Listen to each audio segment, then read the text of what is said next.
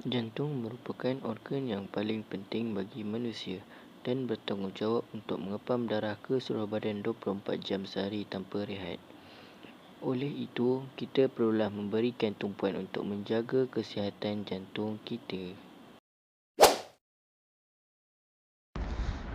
Simptomnya berbeza mengikut individu. Sesetengah orang akan mula berasa sakit atau tidak selesa, manakala sesetengah orang tidak mengalami sakit dada langsung.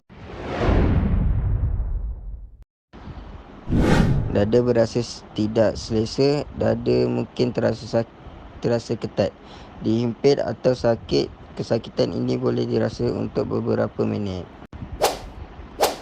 Tercungap-cungap, loya dan muntah.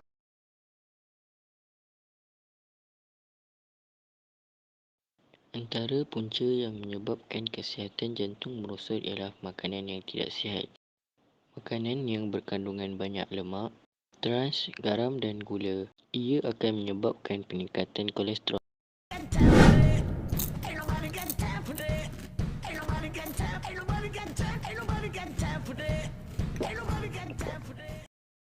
Selain itu, menghisap rokok dan minum minuman yang beralkohol juga boleh memudaratkan jantung kita.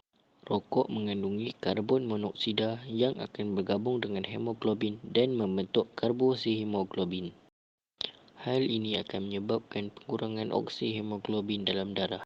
Minuman beralkohol pula mengandungi alkohol yang mengakibatkan perkembangan salur darah.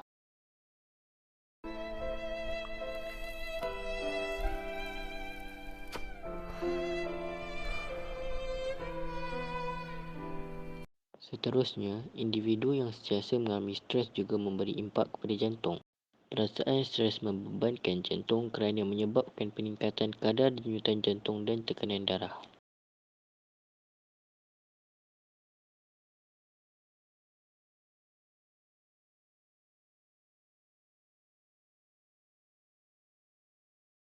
Oh my god.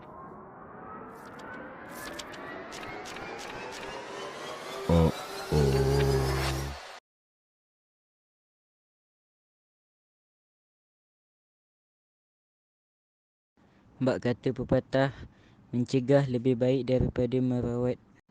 Oleh itu, terdapat beberapa langkah yang boleh untuk mengekalkan kesihatan jantung. Yang pertama adalah selalu bersenam. Hal ini dapat memastikan kepekatan oksigen dalam darah sentiasa mencukupi untuk sel-sel badan.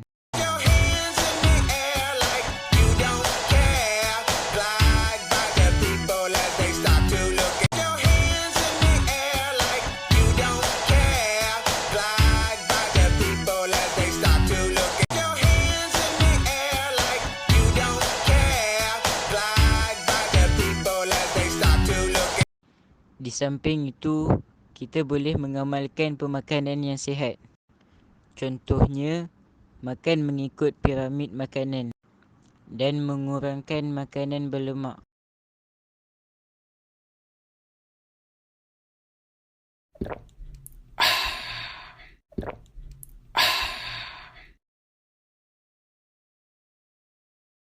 Penyakit jantung iskemik kekal menjadi penyebab utama kematian di Malaysia.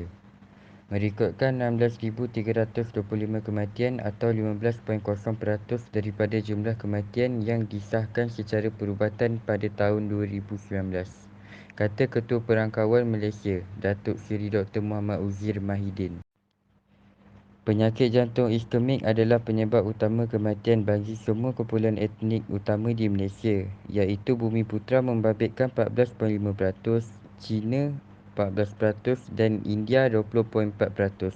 Katanya dalam kenyataan bersempena laporan perangkaan sebab kematian di Malaysia 2020 hari ini. Laporan itu menyatakan statistik penyebab kematian di Malaysia bagi 2019 berdasarkan ciri demografi peringkat kebangsaan, negeri dan pentadbiran daerah. Secara keseluruhan, Muhammad Uzir berkata sebanyak 173,746 kematian direkodkan pada 2019 dengan 109,164 atau 62.8% adalah kematian yang disahkan secara perubatan.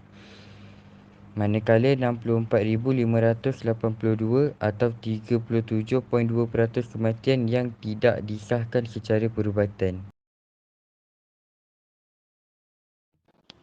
Institut Jantung Negara (IJN) mencipta satu lagi kejayaan apabila menjadi hospital pertama di Asia berjaya melakukan inovatif baharu dalam rawatan injap jantung bagi pesakit yang menderita injap jantung bocor tricuspid regurgitasi. IJN dalam kenyataan hari ini memberitahu prosedur tersebut dijalankan oleh anggota unit kegagalan jantung dan pemindahan jantung serta Jabatan Kardiologi pada 6 Mei lalu.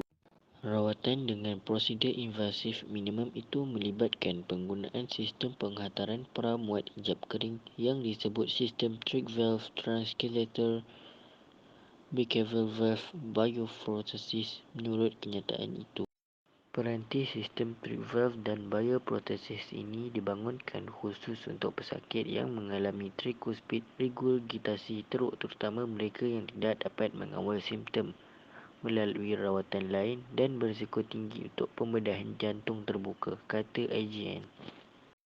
Tricuspid regurgitasi adalah keadaan injap tricuspid yang tidak dapat berfungsi dengan baik dan mengakibatkan darah mengalir ke belakang di sebelah kanan jantung dan dalam keadaan teruk ia mengalir ke kava.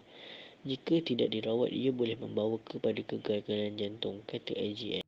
Pengarah Klinikal Kegagalan Jantung dan Pemindahan Jantung IJN, Datuk Dr. Azmi Muhammad Ghazi menjelaskan, tidak semua pesakit mampu melalui risiko pembedahan atau mungkin mempunyai komorbiditi dengan penyakit tertentu yang menjadikan mereka tidak sesuai untuk rawatan prosedur tertentu.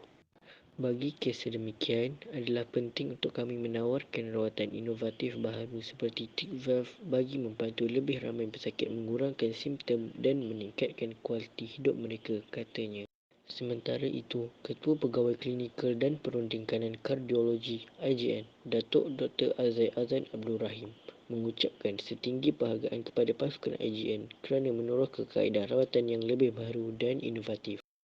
Kesimpulannya, kesihatan jantung penting dan harus diberi tumpuan kerana memberi kesan terhadap kesihatan manusia.